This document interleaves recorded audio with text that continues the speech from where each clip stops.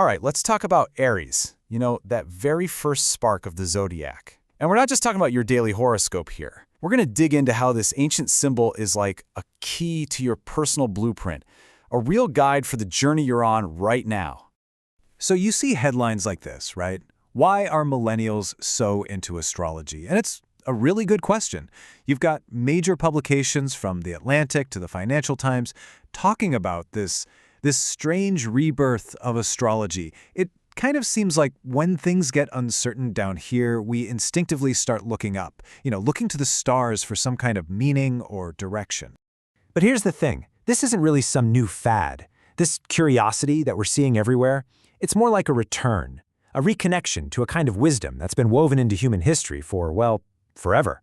And that means we're getting way beyond those simple one-line newspaper horoscopes. What we're really talking about is this incredibly complex symbolic language. Think of it like a map to your own inner world, to your potential. It's a tool for self-awareness that's been sharpened and refined over literally thousands of years. Okay, so to really get how the cosmos and, us are connected, there's this one central, super powerful idea we gotta talk about. It shows up all throughout history. It's called the zodiac man. The fancy term for it is homo signorum, and it all comes down to that classic idea, as above, so below. The belief is that the human body isn't some separate thing, it's a microcosm, a tiny reflection of the whole universe, with each part of you linked to some celestial influence. And what's just absolutely wild is how universal this concept is. I mean, we're talking medieval European manuscripts, Persian art, Mesoamerican codices, even back to Babylonian cosmology and Vedic traditions. All these different cultures all over the world came up with this idea of a cosmic human. It's like it's part of our shared human DNA. Okay, so theory is great, but let's see how this actually works. We're going to zoom in on the very first sign, the starting point of the whole shebang, Aries, the ram. So check this out. This is a classic map of how it all connects. Each zodiac sign is said to govern a different part of the body. And look right there, at the very top, there's Aries. What does it govern? The head, the eyes, and the mind. And that makes perfect sense, doesn't it? Aries kicks off the whole astrological year right at the spring equinox. That first big burst of new life.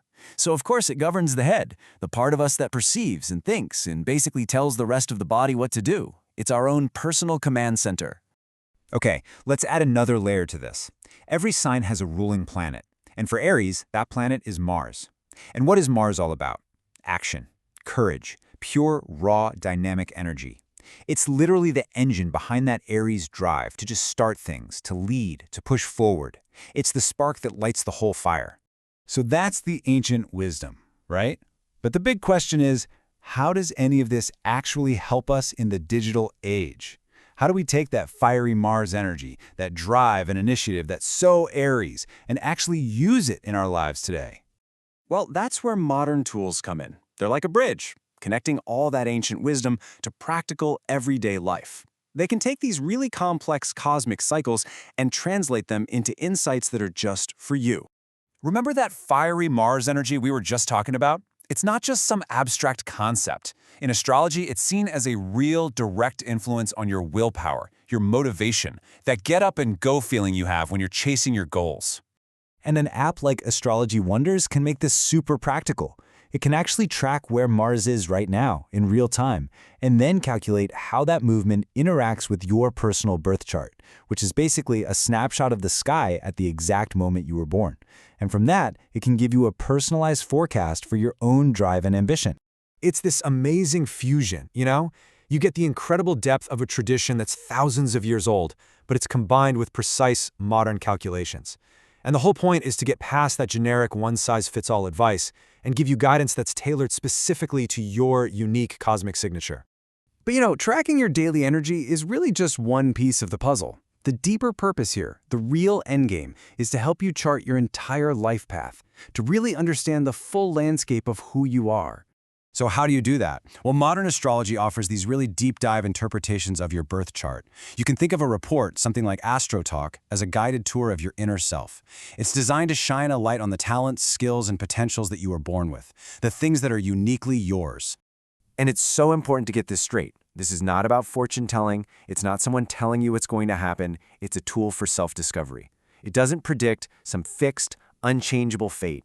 Instead, it reveals the landscape of you so that you can navigate your own life with more awareness. And for anyone who wants to go even deeper, to really explore their highest calling, well, there are tools for that too. A Dharma chart, for example, is a super specialized reading that's designed to map out your spiritual path. It looks at what your soul's intention might be for this lifetime, all to help you get clear on your unique purpose. Because in the end, that's what this is all about. Astrology, whether you're looking at ancient texts or a modern app, doesn't tell you where you have to go. It just gives you a map of the terrain, the choice of which path to take, what to build along the way, and who you want to become. That journey, that's always up to you.